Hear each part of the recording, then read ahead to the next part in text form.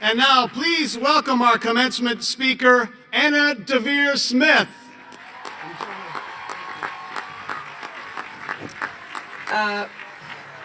Well, I don't know about these skies. I thought I'd say a few words about love today. Is that okay?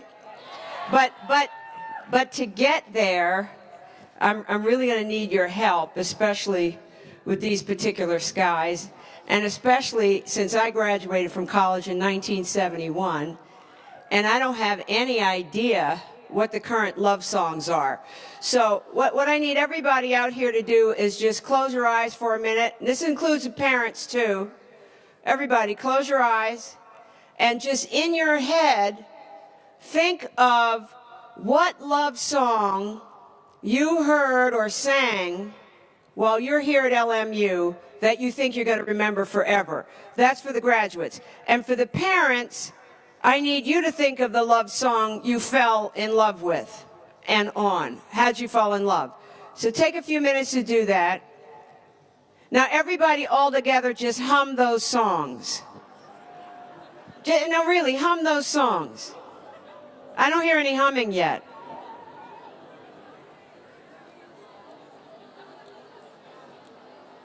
Does anybody have the courage to sing them out loud? Sing out loud. And it's starting to rain. Okay, thank you. So I did just a little bit of research to find out what was the best-selling love song right now. And I'm going to read you those lyrics. Some of you know this song. Jump in the Cadillac. Sing it if you know it. Girl, let's put some miles on it. Anything you want, just put a smile on you. You deserve it, baby. You deserve it all. And I'm going to give it to you. Cool jewel, be shining so bright. Strawberry champagne on ice. Lucky for you, that's what I like, that's what I like. Lucky for you, that's what I like, that's what I like. I'm talking trips to Puerto Rico. Say the word and we go. I will never make a promise that I can't keep. I promise that your smile ain't never gonna leave. Shopping sprees in Paris, everything 24 carats. Take a look in that mirror. Now tell me who's the fairest. Is it you? Is it me? Say it's us, and I'll agree, baby. Jump in the Cadillac. Girls, let's put some miles on it. Anything you want, just put a smile on you. You deserve it, baby. You deserve it all, and I'm gonna give it to you. Cool jewel, be shining so bright. Strawberry champagne on ice. Lucky for you, that's what I like, that's what I like. Lucky for you, that's what I like, that's what I like. Now, who sings that? Is that the kind of love I'm talking about? No. Right before I graduated from college, which honestly was a miracle, I had to turn in a religion paper. None of us were too fond of Dr. Hall, the chaplain, and the religion professor, and I put off taking his class till the very end, and I almost never went to class. And I turned in the final paper well past the deadline. I wrote a paper on a book called Black Theology and Black Power, which was written by a theologian named James Cone, now at Union Theological Seminary. It turns out that Cone has really inspired me also in my adult life. Well, the response to the paper from Dr. Hall was enthusiastic, over the top. I shredded it, as common parlance might put it right now. I nailed it. I aced it, as we would have said 20 years ago. And I was, as you heard, a mimic, and I was pretty much of a clown in those days. So I read Dr. Hall's evaluation out loud to my friends. General hilarity ensued. No one really thought I was going to pass the class, let alone shred the paper. And I concluded my performance with a flourish. And I said, Dr. Hall even signed it, agape.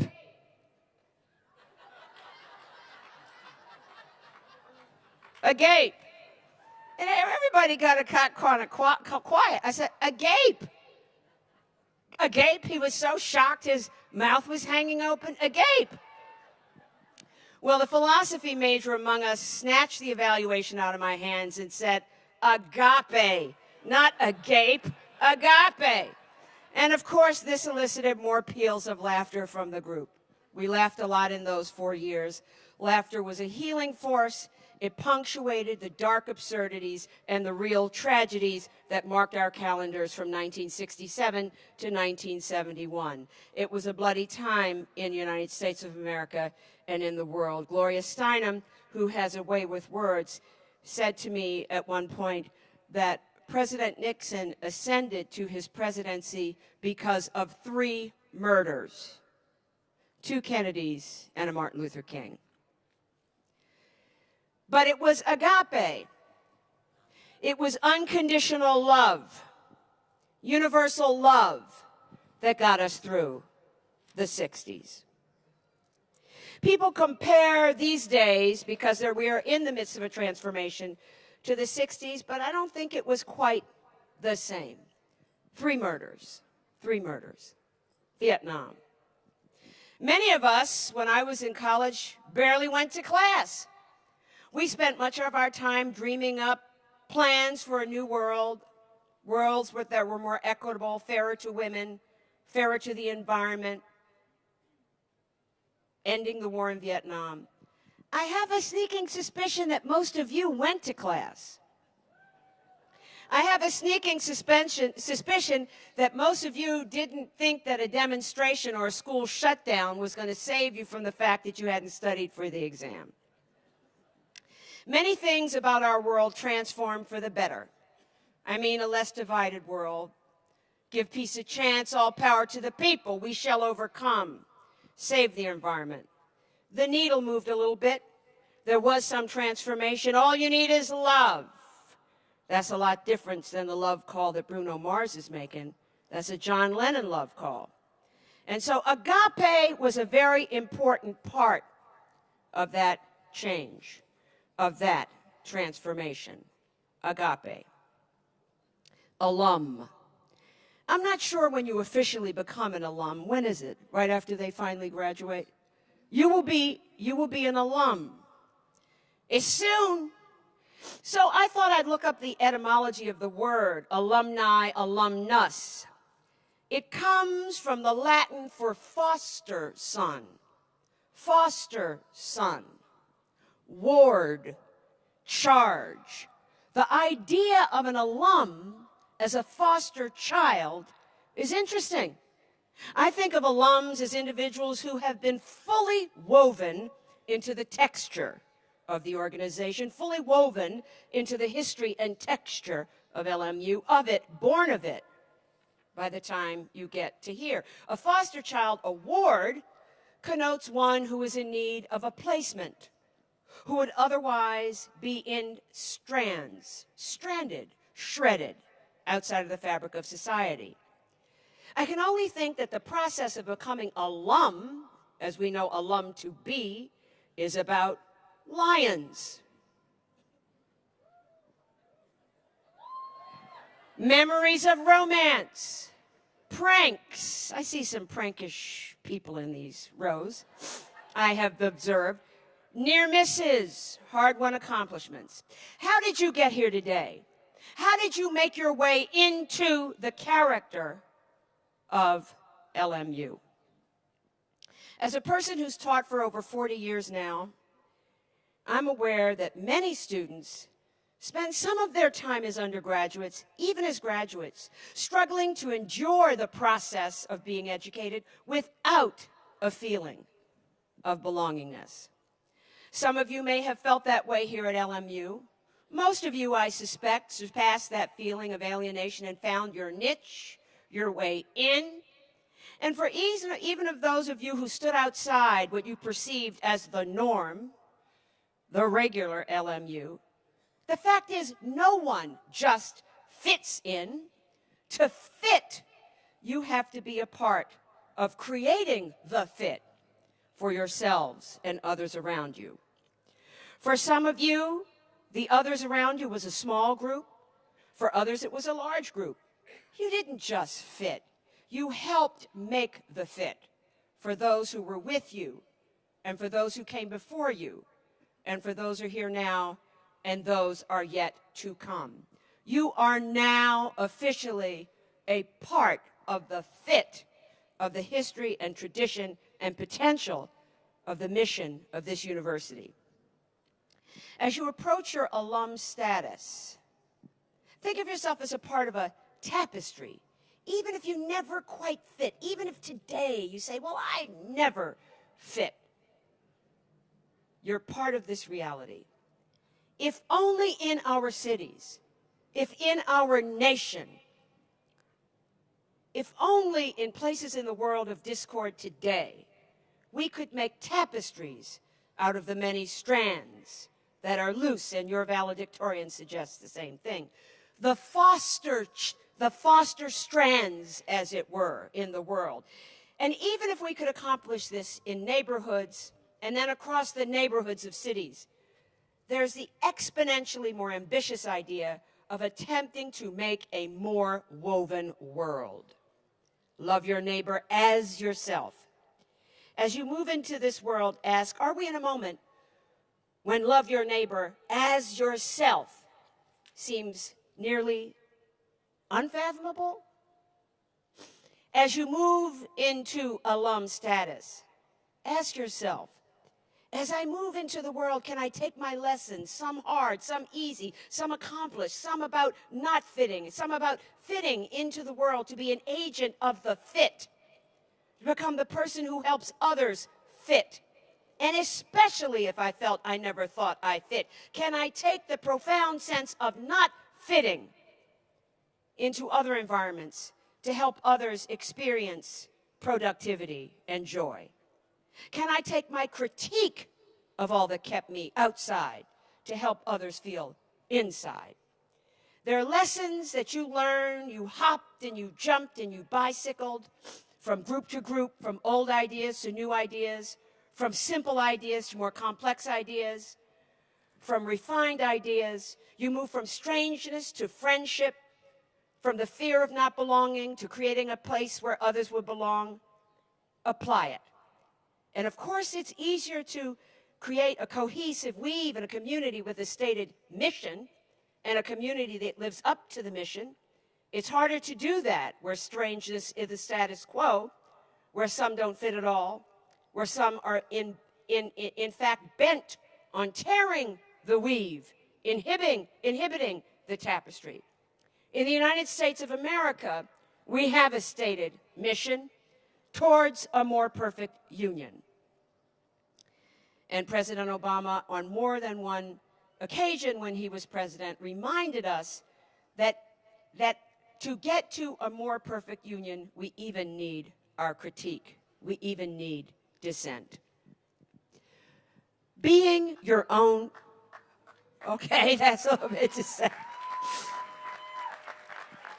Being your own professor. Like I said, it was so many years when I graduated, and I was a horrible student. I'd probably be one of the worst among you. My whiz kid researcher was a fantastic student. About 4 years ago, he graduated from Princeton. And so I asked Daniel Ratner to tell me some things that he thought new graduates needed to know. And he wrote me a very long email with many, many things. But I pick out one to tell you. This is what he said.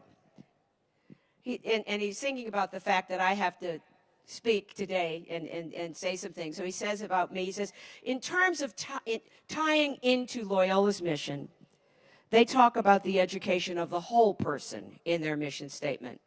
He says, college is in a lot of ways about cultivation of yourself, indulging in your interests, passions, and work. But your education in college is not just academic. It is a training in how to be curious, how to be rigorous. You will need to bring that training into the world at large. You need to create your own curriculum and syllabus for the world. Be your own professor. Be your own professor. Be your own professor. Make your own syllabus. The weaver. I know a weaver, an African-American woman who crossed the Atlantic and showed up at a weaving school in Sweden without having applied for enrollment. Her curiosity took her that far. And the school only had 12 looms, which were all occupied.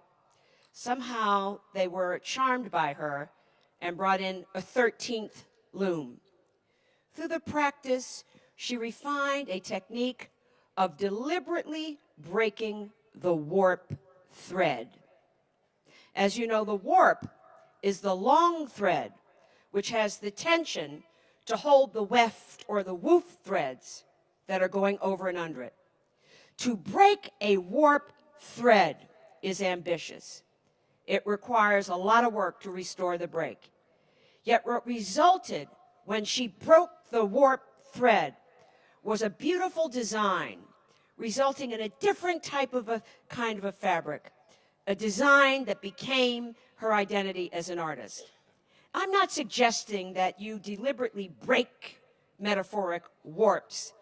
I only call for creativity in how you think about weaving, how you think about making community, how you think about loving beyond champagne and trips to Paris, how you think about making community beyond your home, beyond your fence, beyond your turf, beyond your knowledge. Walk in the world, actively looking for the warp thread. As I come towards my conclusion, I want to say something about hospitality. And I'm not talking about the Marriott. Here's my favorite definition of hospitality.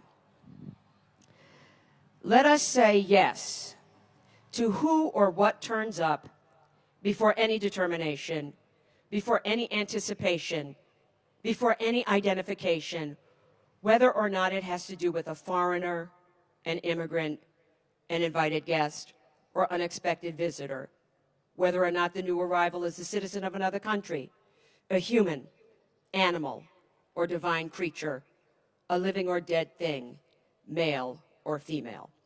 That's Jacques Derrida on hospitality. Be practitioners of hospitality. Welcome the stranger.